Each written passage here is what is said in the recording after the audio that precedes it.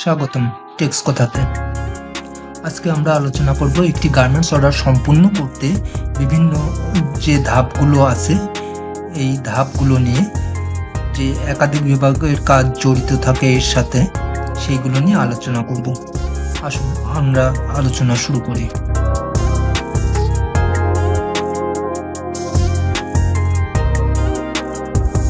প্রথমে হচ্ছে বায়ারের কাছ থেকে অর্ডার রিসিভ করতে হয়। সো এখানে আমাদের সেলস প্রতিনিধি যারা আছেন, মার্চেন্ডাইজিং টিম বা মার্কেটিং টিম, তারা বায়ারের কাছ থেকে অর্ডারটি গ্রহণ করে। সেক্ষেত্রে style, fabric, specification, process instruction, delivery time ও কস্ট নিশ্চিত করা হয় এই অর্ডার রিসিপশন বা অর্ডার কনফার্মেশনের মধ্যে দিয়ে। এরপরে আসে প্রোডাক্ট ডেভেলপমেন্ট।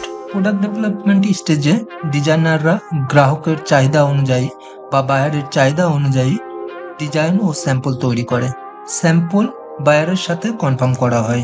স্যাম্পল কনফার্ম হয়ে গেলে ম্যাটেরিয়াল প্রকিউরমেন্ট, সেখানে প্রকিউরমেন্ট টিম ফেব্রিক ও অ্যাক্সেসরিজ সংগ্রহ করে, গুণগত মান ও সময় মতো ডেলিভারি নিশ্চিত করে। এরপরে আসে টেকনিক্যাল প্রিপারেশন নিতে হয়। টেকনিক্যাল টিম প্রসেস ডকুমেন্ট তৈরি করে, স্যাম্পল প্রস্তুত করে যাতে প্রোডাকশন স্ট্যান্ডার্ড নিশ্চিত হয় সেই অনুযায়ী প্রিপারেশন নেয়। প্রোডাকশন প্রিপারেশন, এরপরে যে যখন প্রোডাকশনে আসে তখন এই যে রিসিভ করা যে ম্যাটেরিয়ালগুলো সেগুলো ইন্সপেকশন করা হয়, তারপরে প্রসেস শিট কনফার্ম করা হয়, প্রোডাকশন শিডিউল তৈরি করা হয়।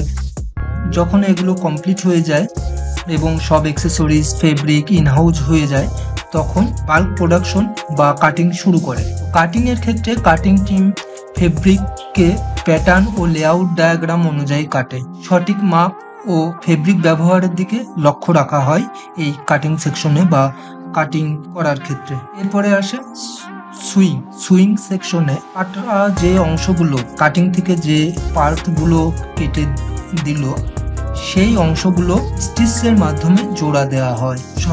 সেই অংশগুলো জোড়া দিয়ে গার্মেন্টস তৈরি হয়। অ্যাসেম্বলি লাইন ব্যবহারের মাধ্যমে উৎপাদনশীলতা বাড়ানো হয়। এরপরে বাটন থাকলে এখানে বাটন হোল বাটনিং করা হয়। সেলাই শেষ হলে বাটন হোল তৈরি করা হয়, বাটন যুক্ত করা হয়। তারপরে বাটন শেষ হয়ে গেলে তখন চলে যায় প্রেসিং ডিপার্টমেন্টে বা আয়রন সেকশনে। সেখানে প্রেস বিভাগে গার্মেন্টস আয়রন বা ইস্ত্রি করা হয় যাতে পরিষ্কার ও সুন্দর ফিনিশিং হয় সেই দিকে লক্ষ্য রাখা হয়। এরপরে গার্মেন্টস ইন্সপেকশনে যায়। কোয়ালিটি কন্ট্রোল টিম সম্পূর্ণ গার্মেন্ট চেক করে, নিশ্চিত হয় যে সব গুণগত মান বজায় আছে বা বায়ারের রিকোয়ারমেন্ট ফুলফিল হয়েছে। এরপরে প্যাকেজিং করতে হয়। প্যাকেজিং বিভাগ বায়ারের চাহিদা অনুযায়ী প্যাকিং করে এবং শিপমেন্টের জন্য রেডি করে। তারপরে শিপিং অ্যারেঞ্জমেন্ট করতে হয়।